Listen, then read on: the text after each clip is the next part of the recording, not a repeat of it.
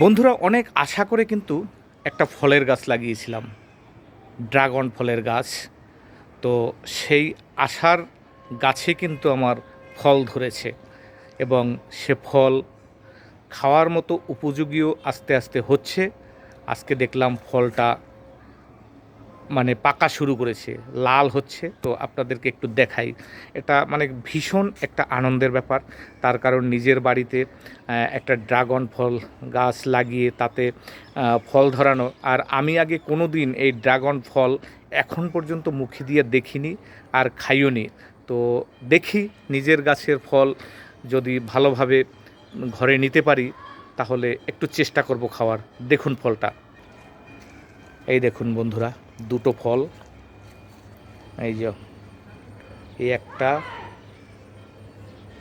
এই একটা। তো পিঁপড়াতে ধরেছে, ভীষণ পিঁপড়াতে ধরেছে। এখন একটু জল দিয়ে স্প্রে করে দিলাম যাতে পিঁপড়েটা ছাড়িয়ে যায়। তো বন্ধুরা, কে কে ড্রাগন ফল খেয়েছেন আর কীরকম এর স্বাদ একটু জানাবেন। আর কার কার বাড়িতে ড্রাগন ফল হচ্ছে সেটা একটু জানাবেন। সবাই ভালো থাকবেন। নমস্কার।